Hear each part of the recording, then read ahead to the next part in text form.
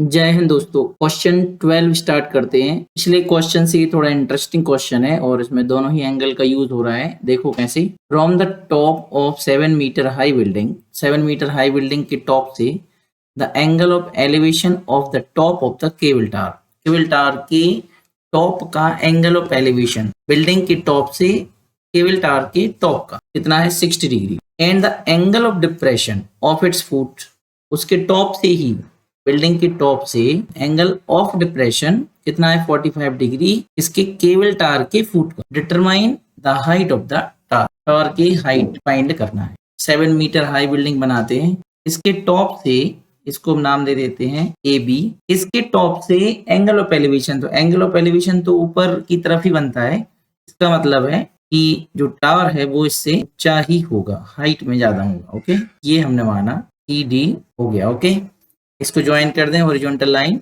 ये horizontal line join हो गई। अब एंगल ऑफ एलिवेशन बनाना है, तो एंगल ऑफ एलिवेशन ये मैच कर दिया, तो हॉरिजॉन्टल लाइन तो बनाना पड़ेगी तभी एंगल बनेगा। ये कितना बन रहा है 60 डिग्री। और इसी टॉप से एंगल ऑफ डिप्रेशन बनाना है, एंगल ऑफ डिप्रेशन इसके फुट का, ये हो गया। हॉरिजॉन्टल लाइन तो यही होगी, तो ये जो एंगल है वो कितना है 45 डिग्री। ओके, एक पॉइंट आया, इसको भी नाम दे देते हैं, से दिस इज पी। चलिए बेसिक इंफॉर्मेशन लिखें। लेट ए बी इज अच्छा 7 मीटर दिया है, तो A B is equal to 7 metre is building, ये बिल्डिंग है। ओके, अब सी डी को लिख लेते हैं।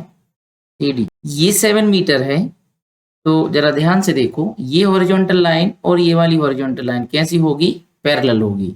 जब पैरेलल है तो ए बी की लेंथ और सी पी की लेंथ कितनी होगी, सेम होगी। इसका मतलब ये तो हो गया 7 मीटर। हमें हाइट ऑफ टावर फाइंड करना है, तो ये सी डी टावर है, तो यदि हम इस एच को और फाइंड कर लें तो 7 में इसको प्लस कर देंगे तो सी डी की टोटल हाइट मिल जाएगी। ओके, अब एक बात और, यहाँ पर ये जो ए सी है और ये बी पी है, ये दोनों भी इक्वल हों क्योंकि ये पैरेलल है।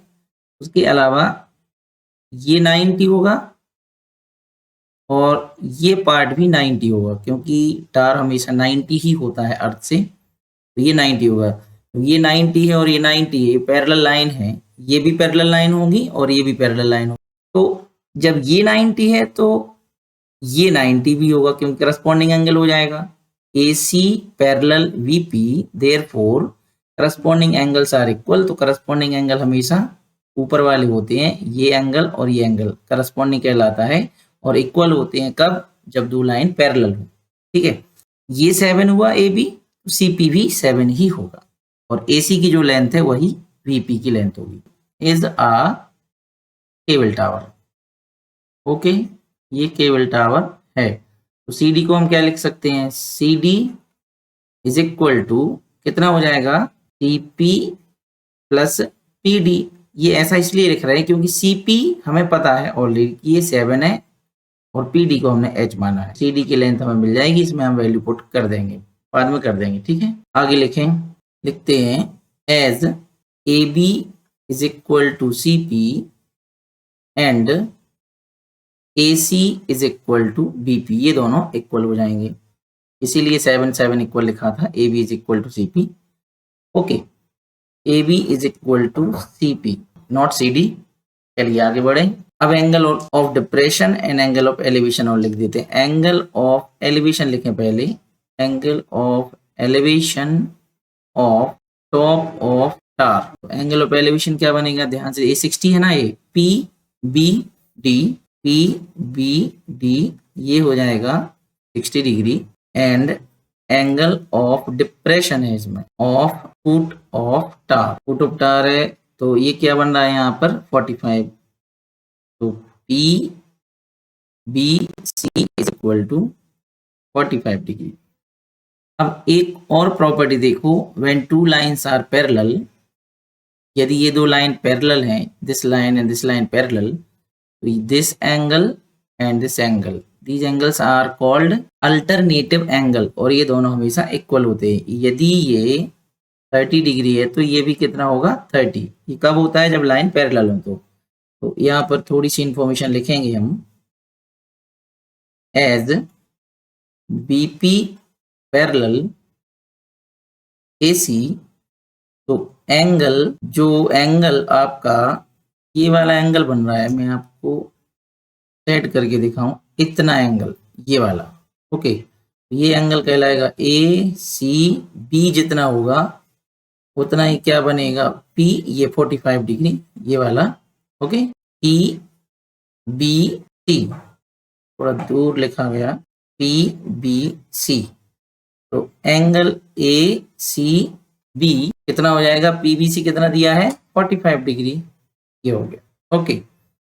हमें H फाइंड करना है। H फाइंड करने के लिए यदि आप इस ट्रायंगल को फोकस करें, ये ट्रायंगल, यदि ये ट्रायंगल देखें तो ये वाला ट्रायंगल, तो इस ट्रायंगल में H फाइंड करना है तो आपके पास VP होना जरूरी है। ये VP फाइंड हो जाएगा यदि आपको AC मिल जाए, ओके। तो AC फाइंड करने के लिए पहले हम इस ट्रायंगल में ट्रिग्नोमेट्री का यूज करेंगे, क्योंकि यहाँ भी 90 है, ओके। तो पहले हम ट्रायंगल ले लेते हैं ABC। In triangle ABC in which angle A 90, तो हाइपोटेनस का कोई काम नहीं है यहाँ पर, ये हो जाएगा दिस एंगल इज 45 डिग्री। अब लिख दें 45, तो परपेंडिकुलर दिया है आपको, बेस आपको मिल जाएगा यदि आप 10 यूज कर लेते हैं। यहाँ पर 10 का यूज करें तो tan theta is equal to perpendicular upon base. 10 कितना है यहाँ पर 45 डिग्री, अल्टरनेट एंगल की वजह से परपेंडिकुलर हो जाएगा आपका AB एंड बेस हो जाएगा AC। ये दिया है फिगर में AB 7 है, तो 10 45 is 1 is equal to AB 7 और AC cross multiply AB is equal to 7 metre. This implies, इसका मतलब ये हुआ जो AC है वही आपका VP हो जाएगा, अभी ऊपर लिखा भी था VP is equal to 7 metre, okay.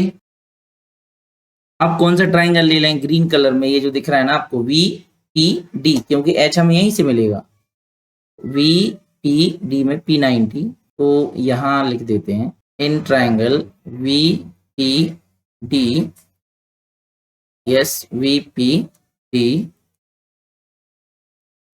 में एंगल P90, इसमें भी 10 का यूज करेंगे हम। 10 theta is equal to perpendicular upon base, और इसमें एंगल बन रहा है 60, एक्यूट एंगल है 60, उसके ऑपोजिट में परपेंडिकुलर हो जाएगा DP upon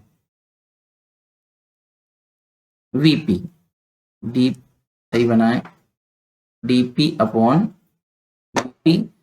10 60 we know √3 and DP value that is H